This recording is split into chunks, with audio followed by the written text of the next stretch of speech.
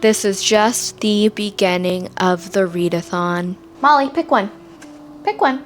He's a vampire. I don't really know what I read, but I do know what I read. Fall vibes are immaculate. Don't knock it till you try it. It's actually really good. I just don't think that it was as good as what it's being hyped to be. ASMR for you here. Goodbye. Goodbye. Hi friends, it's Shuba. Welcome back to my channel. This is going to be a very exciting reading vlog. It is a challenge-oriented reading vlog.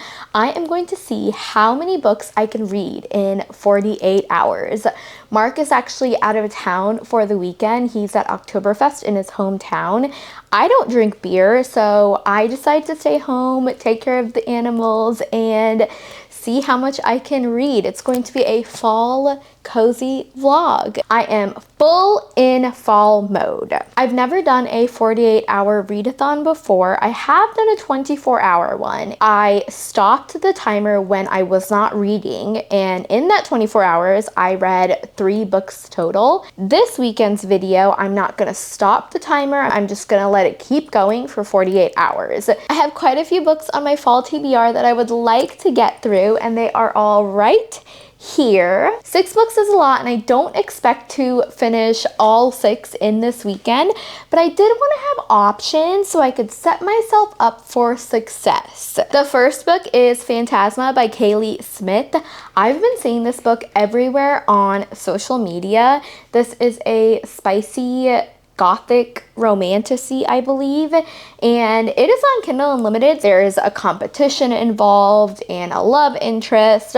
All around, just a good time. I wanted to have an audiobook option for when I'm driving around town, doing other activities, and I chose The Paris Apartment by Lucy Foley. This is supposed to be a book about a bunch of people in an apartment, somebody dies, and they have to figure out who did it.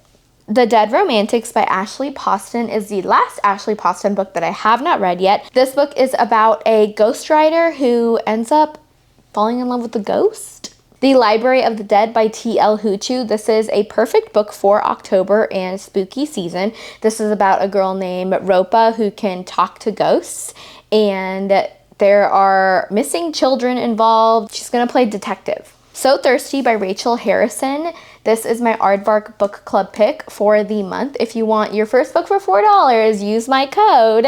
This is a book about a girl who goes on a girls trip with her best friend. There's a wild night involved with strangers, and it just turns out to be a bloody mess.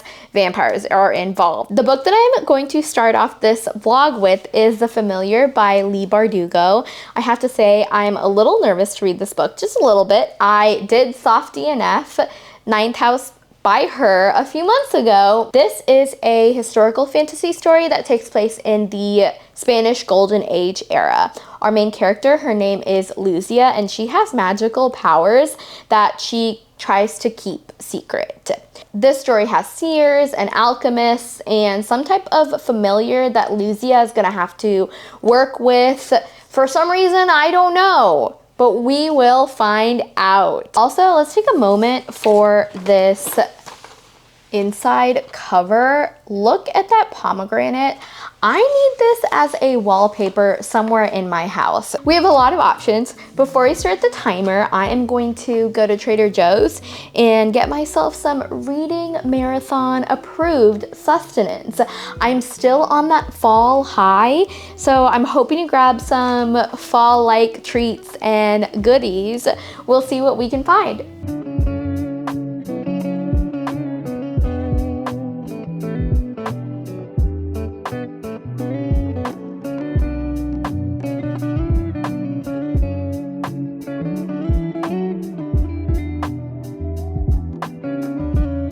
I thought I would share a quick haul. That's delicious. I stopped by Starbucks and I got myself an iced pecan oat milk latte, cookie butter ice cream. I love this ice cream so much. I don't eat it enough. So since I went to Trader Joe's, thought it would be a little fun treat. Pumpkin blonde brownie. These look delicious. I'm obsessed with cookie butter, as I mentioned. Every time I go to Trader Joe's, I pick this up. I want to try to make lattes with this. Speaking of lattes, I also got the regular pumpkin butter from Trader Joe's as well. I can put that in my espresso for a pumpkin drink.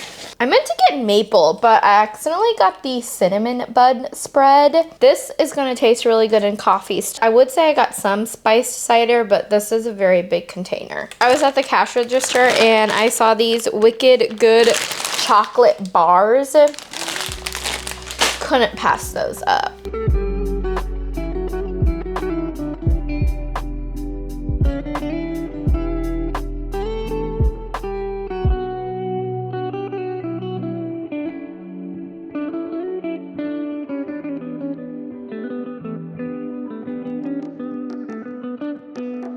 The workday is over. It's almost 5 p.m. I made myself a protein iced coffee.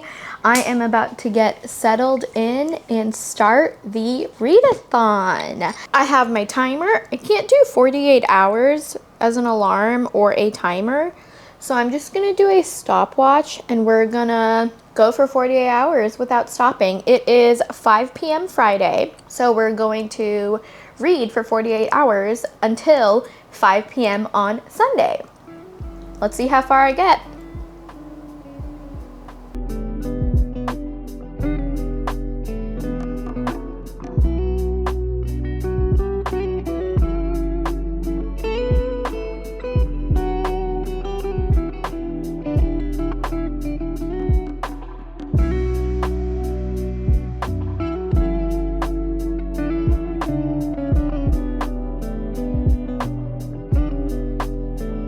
It's been 3 hours. I just finished dinner.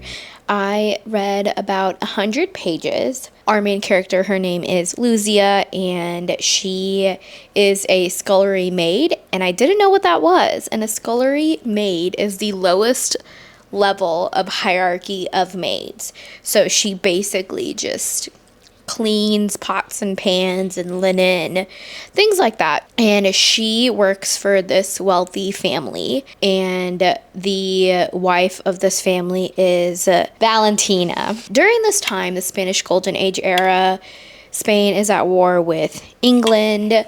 There's a lot of religious oppression. Everyone is trying to find ways to make money. One day, what ends up happening is that Valentina sees Luzia use magic, and she takes this opportunity to use Luzia as a puppet and show off Luzia's talents at Valentina's dinner parties. So she can make some money, she can feel powerful, popular. This man who works for the king of Spain notices Luzia's powers, and now Luzia has to be a part of this competition and win so that Luzia can work for the king. Luzia is a very cool character. She's not afraid. She is ready to make a better life for herself, and if this means be a part of this competition, and if this means having other people use her so she can eventually start over, she's gonna do it. I'm interested to see how the competition is going to progress. I am drinking an Alani. This is the cherry limeade flavor, cherry slush. It's really good. I am thoroughly enjoying the historical aspect of it. I've never read anything about the Spanish Golden Age era, so this is new to me, learning about this history, but I think that Leigh Bardugo does a really good job of adding those fantastical elements into this history. This time period is a dangerous time period to be in. We can understand why Luzia can't share her magical abilities with anybody. She's also Jewish, and that's where that religious oppression comes into play. I have Charmed in the background. I'm on season 3. I just like having it in the background as some noise because I am home alone this weekend. My neighborhood is safe. I don't like being home alone. That's my update. I'm not going to waste any more time, and I'm going to continue reading. Well, hello. We are 5 hours in. I have not moved. So a little halfway of the familiar. I don't think it's anything amazing, but I also think that's because of the time period and the history that's added and involved in the story.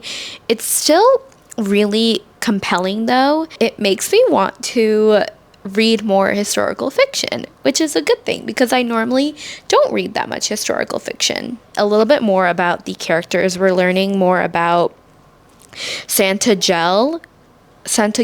I don't know if I'm pronouncing his name right, but he is a familiar and we're not really told specifically what he is, but he's basically this assassin, badass vampire. Luzia and him have this relationship that's not romantic. They kind of like each other, but they kind of don't, and it's not like said, but they have to work together because she's competing in these 3 different trials to win the eyes of the king so that she can be a pawn in his war and essentially help him defeat England. There's a lot going on. I have a little less than 200 pages. I'm going to try to read as much as possible. The energy drink has kicked in. I'm not tired, so that's good. I am trucking along. Onward. This is just the beginning. This is just the beginning of the readathon. Also, we finally understand the relevance of the pomegranate. Santagel is talking to Luzia, and he says that the pomegranate represents the flavor of one's ambitions. The pomegranate is supposed to represent Luzia's appetite for more. She does want a better life, and she is trying to step away from who she is right now and try to make a name for herself. So that's what the pomegranate represents for her. The tone overall is pretty dark. There seems to be this sense of danger, especially as Luzia goes through these trials. It is the perfect fall book. The fall vibes are immaculate. The vibes are vibing. The fall vibes are vibing. ASMR for you here. Goodbye. Goodbye. It's been 6 hours and I finally finished The Familiar. I'm really proud of myself for getting over my Leigh Bardugo fear. I like the ending. I'm going to give my full summary of my thoughts tomorrow. It's almost 11:30. Unfortunately, I'm not sleepy yet since I did have an energy drink.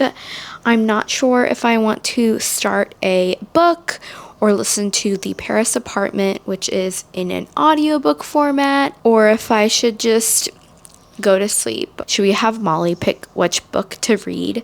I think we should do that. I'm gonna have Molly pick my next read. It's either gonna be Library of the Dead by T.L. Huchu, So Thirsty by Rachel Harrison, or Phantasma by Kaylie Smith.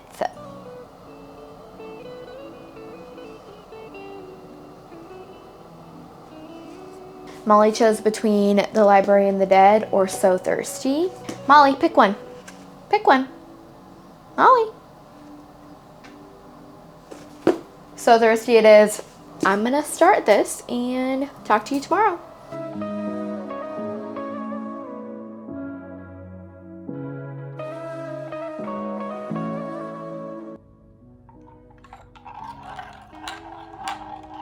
Let's get cozy over there and then start a new book.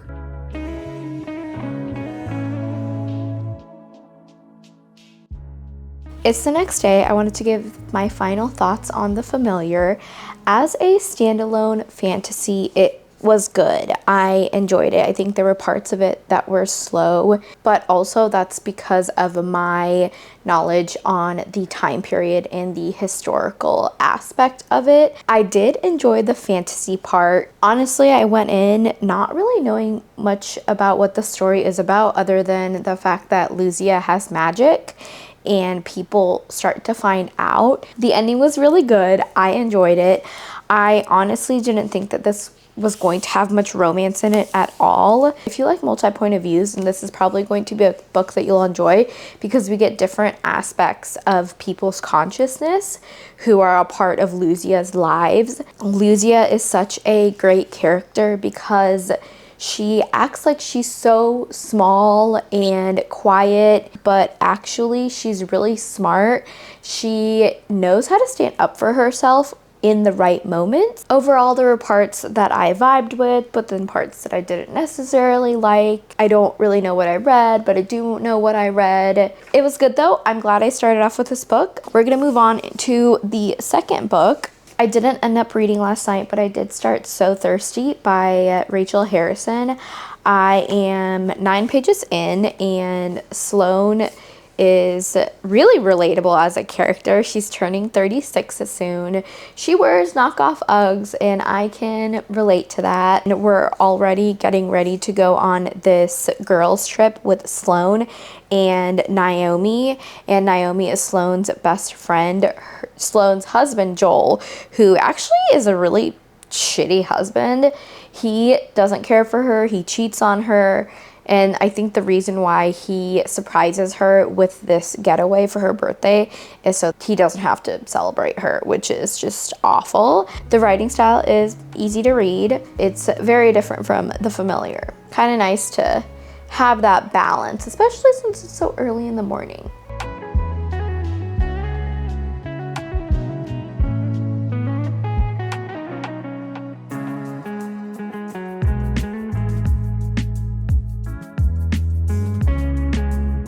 Sloane's life just makes me really sad. We're starting off with Sloane just being constantly disappointed, so she doesn't have high expectations, because if she has expectations, she will be disappointed. She doesn't want to turn 36. She doesn't really want to go on this girls trip because she likes structure. She is just afraid. She's afraid of breaking her routine, because then everything else will break soon after. I know Naomi doesn't care what I look like, that she'll just be happy to see me. She's also high on something half the time, so everything and everyone is beautiful to her. I think Sloane needs to get high on something right now.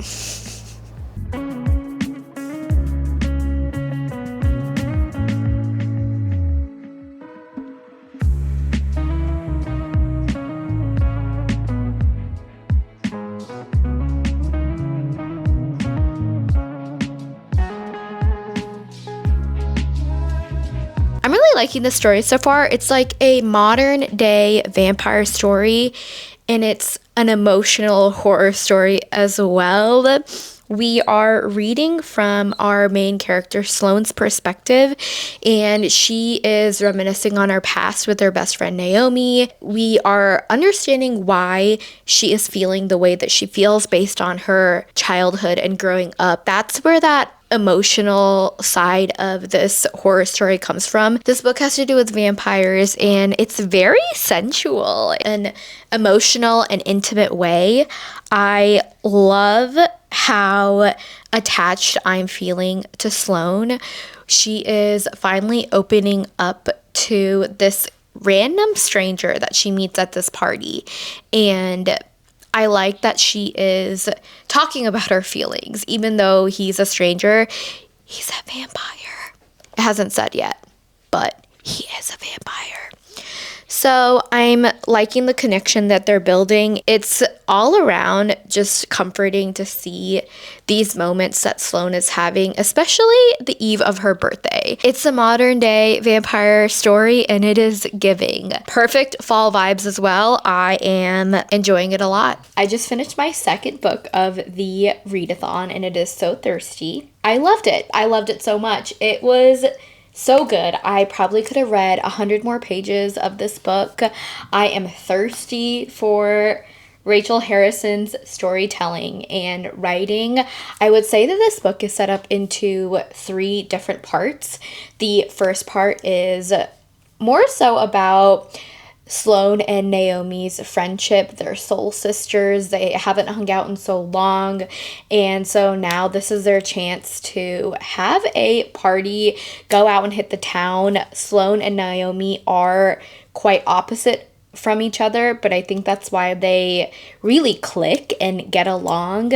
The second third of the book is about Naomi and Sloane hanging out at this party full of vampires, and the last third of the book is really plot heavy, and I honestly think it's could have been spent more time on. I wish that we had more of this last third of the book because it was really, really good, and the ending was just beautiful. This story is about friendship and love and sisterhood and loyalty, and it talks about morality and just human decisions. I loved it. It is almost noon. I'm going to meet up with my sister. We're going to Warby Parker so I can pick up some new eyeglasses for myself. And then we'll go to a coffee shop to continue the readathon and read a little bit more with some caffeine. I do need to take a break from reading. I can tell this is going to be a good quick hour or two break, and we will get right back into it. I'm not sure what I'm going to read yet. I will probably make a last minute decision before I head out the door. I will see you on the flip side.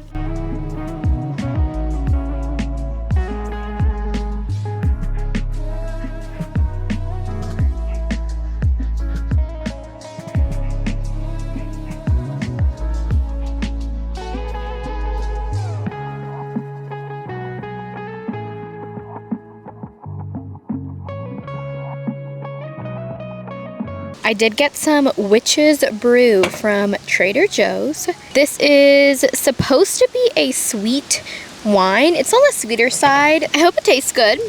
If not, it was like $7. Can't beat that. I figured I would pour myself a glass of wine. Why not? Wine not. It's delicious. I could gulp this up. It says, a layered and aromatic celebration of traditional mulling spices and distinctive red blend can be enjoyed warmed or devilishly hot. Prepare in a microwave, crockpot, or stovetop to warm the coldest and darkest nights throughout the year. I'm drinking this straight out of the bottle. My bad. I started Phantasma. I am not very far. I am 8% in. It's slow to start, but I think it's going to pack a punch as we keep going. I'm going to enjoy this beautiful weather, read for a little bit, drink some wine, and hopefully not get too tipsy because I do want to walk on the treadmill and read for a little bit.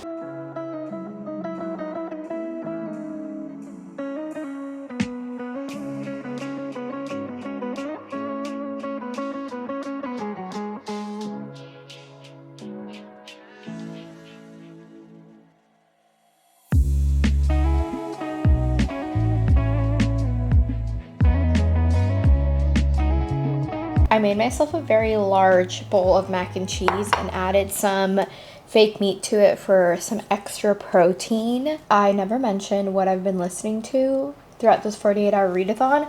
I've been listening to The Paris Apartment. I really like the audiobook because it is narrated by different people, so it's nice to hear different perspectives, especially since this is a multi-point of view story. Our main character, Jess, she's going to Paris to visit her brother, Ben. Ben is missing. Jess is trying to figure out what happened to Ben, and we're also hearing from different tenants' point of views. It's interesting. I am 36% of the way through, so that's what I've been listening to while driving around, making dinner, or when I need a break from reading. I wanted to give a reading update of Phantasma. I'm on 17% of the way through chapter 10. I am a little worried because we're starting off basically how Caraval by Stephanie Garber starts off. We have two sisters and one of them decides to be a part of this competition. In Caraval, it's Caraval, but in this book, it is Phantasma, and the older sister goes to follow her because she finds out through a note that the younger sister is going to be a part of this competition. Basically, that's how Caraval starts. There are 9 trials that the contestants have to get through, and if they win, then they're granted 1 wish. I think it's going to be a little bit spicier. It is an adult, dark romantasy, whereas Caraval, the trilogy, is a YA fantasy. I am at 26 hours, so we have a little less than a day to go. I'm going to keep listening to my audiobook, eat my dinner, turn on Charmed, and continue reading Phantasma.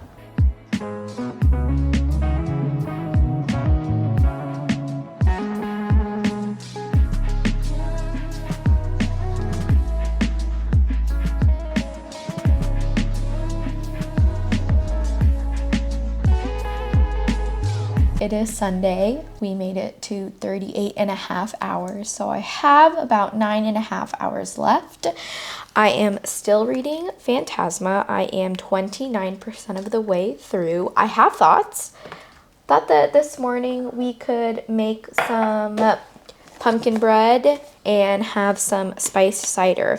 I think I'm gonna see if I can make a recipe for spiced cider coffee. I think that might be good. I mentioned how the story starts off last night. Ophelia is following her sister Genevieve into Phantasma so that she can bring her out of it, but then Ophelia ends up just being sucked into the trials, so now she's going to have to participate in the trials to get her sister back. These trials are revolving around hell, so there's 9 different trials because there's Dante's Inferno's 9 levels of hell. It's good so far. So we're following Ophelia. She's going through these trials and she meets this guy named Blackwell. Blackwell is a phantom and he makes a deal with Ophelia, and he said he'll help her if she helps him break his curse and set him free. Now they're kind of forced to work together, and he's going to help her get through all the trials. I think that he is the romantic partner involved in this story. I'm not that far yet, but they have this bickering banter about them, and I think that something's gonna happen. What I like about this story is that it is a dark romance, and we're getting a lot of different paranormal beings in this book. There are devils, demons, wraiths, other mortal paranormal beings, vampires, shapeshifters, familiars, and ghosts. And then we have mortal paranormal beings, necromancer, which is what Ophelia is. I feel like I am learning something new about these paranormal beings. I think it's fun so far. It's a really fast-paced book, which is just what I need for the rest of my time with this readathon. I haven't noticed any romance in this book yet, and I do like that. I am glad that it's more plot driven and we are going through these trials. I think that this is going to be a series of some sort, so I'm just mentally prepared for a cliffhanger of a book. I'm gonna continue making my pumpkin bread now. We don't have vegetable oil, we use Graza olive oil, so I think this pumpkin bread is going to be a little bit olive-y. I know I mentioned that I was a little bit worried about this being too similar to Caraval. It kind of is, the way that it starts off, but since this is a dark romantasy and not YA at all, I can already tell that this is an adult fantasy. I think it's okay. I loved Caraval. The trilogy was really good. It's a fun one if you haven't read it. If you're trying to get into fantasy, I think it's a perfect start.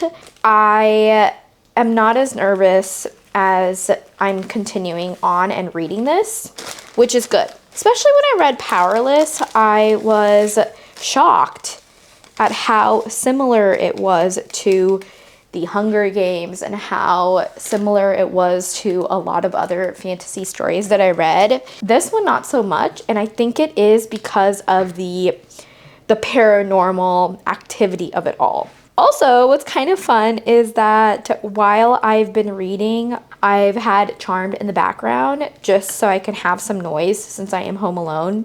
I just finished the episode about the 7 deadly sins. It's interesting how I could see the similarities between the 7 deadly sins and then the 9 depths of hell. The charmed ones prevailed and they saved the innocents. Ooh, that smells olive-y. I'm gonna add some vanilla extract. Ooh, should we go crazy and add cinnamon bun spread and pumpkin butter into this? I think we should. Anyway, that is my reading update. I'm going to put this in the oven and read a little bit more. We'll see how it comes out. It looks good. I mean, how hard could it be to make pumpkin bread out of a box? I never tried these pumpkin blonde brownies. Why don't we have one for breakfast while we wait for the pumpkin bread? Cheers.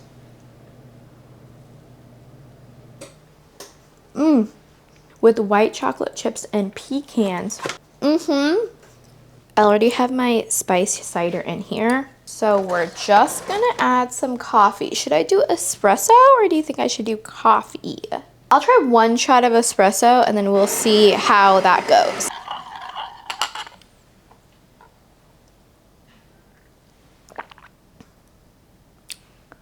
That actually tastes really good. Let's go read now.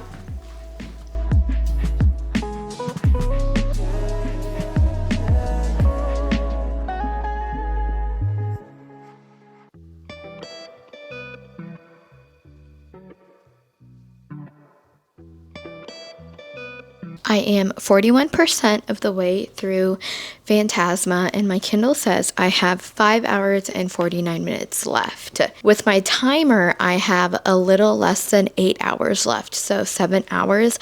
I'm liking the progression with the story and where we're going. I mentioned that Ophelia is going through these different trials of hell, and each one is getting a little bit more sinister than the next. My only thing is that I wish the trials were a little bit longer. I feel like we're spending a lot of time outside of the trials and the trials that she's actually in. Ophelia does have lustful emotions towards Blackwell, so we're getting a little bit of that romance. I'm liking Blackwell as the male main interest. I like their dynamic and I'm glad that they're helping each other out. I'm gonna pause reading Phantasma now that I've made it to almost 50%, and I want to shift gears to the Paris apartment. Up until now, I was listening to the audiobook. I have 150 pages left, and I would rather finish this book so that I can say that I read 3 full books and in the process of finishing a 4th book. Time to shift and put on my detective hat. If you have watched any of my other vlogs, I am really bad at figuring out who actually done what. I'm just here for the ride. Let's finish off this vlog. Picking up Paris Apartment. I've never read any of Lucy Foley's books before. I didn't know what to expect, and I still don't know what happened to Ben. I have realized that I don't really like multi-point of view characters, especially when there's so many in this book. There's, I think, like 5 or 6 different perspectives that we read from, and I can't keep up. I can't keep track of it.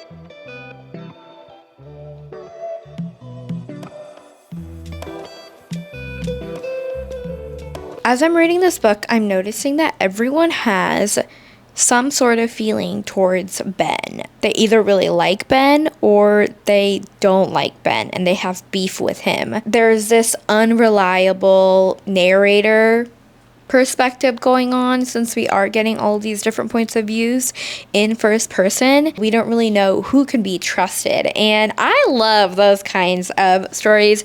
I love when there is an unreliable narrator, because then there is a spin at the very end that you don't see coming, and I'm sure that I'm gonna get it with this book. I feel really bad for Jess, Ben's sister, because she comes to a city that she's never been to. She doesn't speak French.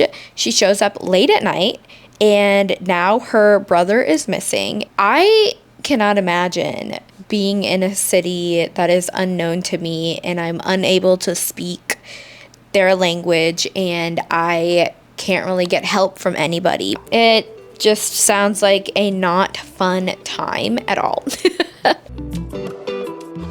It's been 43 hours and I finished The Paris Apartment by Lucy Foley.